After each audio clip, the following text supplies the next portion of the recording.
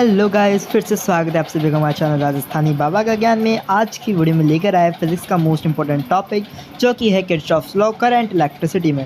इसमें हम किरचॉफ्स के दोनों रूल्स को इजीली समझेंगे, जिसको देख के आपको मज़ा आ जाएगा। तो चलिए स्टार्ट करते हैं।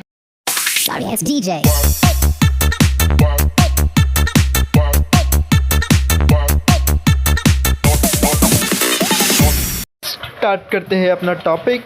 बेसिकली जो किरचॉफ्स लॉ है ना, दो चीज़ में अपन डिवाइड करते हैं। इन दो चीज़ को पढ़ते हैं, केसीएल और एक केवीएल। केसीएल मतलब होता है Kirchhoff's current law and KVL मतलब होता है किरचॉफ्स वोल्टेज लॉ। ओके, चलिए इसको डिटेल में समझते हैं।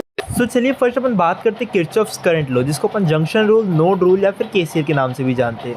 देखो, ये बेसिकली क्या कहता है, किसी भी जंक्शन पॉइंट पे ना जो एल्जेब्रिक सम होता है ना करंट का, वो हमेशा जीरो होता है। ओके, यानी जितना करंट जंक्शन पॉइंट पे आ रहा है उतना ही करंट वापस जाएगा। इससे नेट करंट की जो वैल्यू होगी वो जीरो हो जाएगी। इसका फॉर्मूला हो सकता है अपना I1 + I2 + I3 equal to zero, ठीक है ना। एंड जितने भी करंट अपन ले रहे हैं उनका जो ओवरऑल एल्जेब्रिक सम हमेशा जीरो होगा, ये आपको हमेशा याद रखना है। ओके, यही अपना किरचॉफ्स लॉ। आपको डायग्रामेटिकली मैं समझाता हूँ एक बार। जैसा कि देख सकते हैं आप इस डायग्राम में I1 एक करंट है 2 एम्पियर का और I2 एक करंट है 3 एम्पियर का। दोनों आते हैं पॉइंट जंक्शन पॉइंट पे, फिर I3 डायरेक्शन में निकल जाते हैं। तो जो I3 की जो वैल्यू होगी वो कितनी होगी, 5 हो जाएगी। कैसे होगी, 3 + 2 को कर देंगे अपन 5, यानी I1 + I2 किसके इक्वल होगा, I3 के।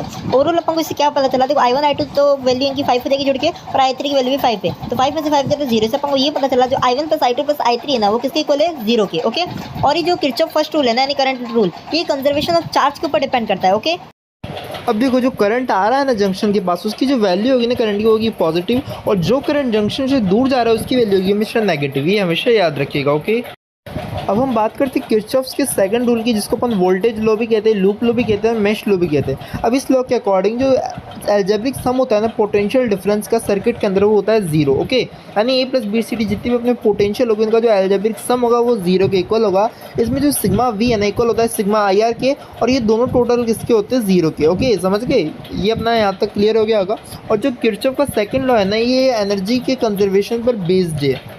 अब इस डायरेक्शन को ध्यान से देखिए, इसमें एक रेजिस्टेंस है और दो इनर रेजिस्टेंस है। ओके, इसमें सेल के अंदर है और इसके अंदर EMF लगे हुए दो, और करंट की डायरेक्शन अपनी देख लीजिए एंटी क्लॉकवाइज चल रही है। ओके, इसमें जो EMF का पता कैसे करेंगे, पॉजिटिव है नेगेटिव है। जो फर्स्ट टर्मिनल पे आएगा, जैसे नेगेटिव चार्ज से करंट जा रहा है तो ये EMF नेगेटिव आएगा, पॉजिटिव जा रहा है तो पॉजिटिव आएगा। ओके, सो बात करते हैं डायरेक्शन फॉर्मूला की। आपको पता है जो सिग्मा V होता है वो 0 के इक्वल होता है केवीएल के अंदर, यानी किरचॉफ वोल्टेज लॉ के अंदर। अब देखो V = IR होता है, तो अपन ने लिख दिया IR फॉर रेजिस्टेंस, और उसके बाद देखो जो भी अपन करंट है ना वो फ्लो हो रहा है, फिर जाता है I पे, फिर एक R2 रेजिस्टेंस आता है, तो अपन लिख दिए I, उसके बाद R2, उसके बाद EMF देखो नेगेटिव से पॉजिटिव जा रहा है, इसलिए अपन लिख दिए -E2, फिर प्लस में I करेंगे, फिर R1 करेंगे, सेकंड रेजिस्टेंस आ रहा है, फिर माइनस का साइन लगाएंगे क्योंकि अपना माइनस से प्लस में जा रहा है, फिर आएगा E1। ओके, तो अपन का फॉर्मूला क्या होगा, यहाँ पे IR + IR2 -E2 + IR1 -E1, ठीक है। सब में I कॉमन आ रहा है, फिर R1 + R2 और इक्वल में कर देंगे EMF1 EMF। सो ओवरऑल इस फॉर्मूले से करंट का जो फॉर्मूला हो गया वो क्या आ गया, I1 मतलब E1 + E2 अपॉन में R + R1 + R2, ठीक है। और E1 + E2 को अपन लिख सकते हैं EEQ यानी इक्विवेलेंट, और R + R1 + R2 यानी R1 + R2 को अपन लिख सकते हैं REQ। तो फॉर्मूला क्या बन गया, I = EEQ upon R + REQ। Okay, so I hope Kirchhoff's के दोनों लॉ आपको सही से समझ आ गए होंगे। आज की वीडियो में बस इतना ही, मिलते हैं अगली वीडियो में, तब तक के लिए जय हिंद, जय भारत, जय राजस्थानी बाबा का ज्ञान।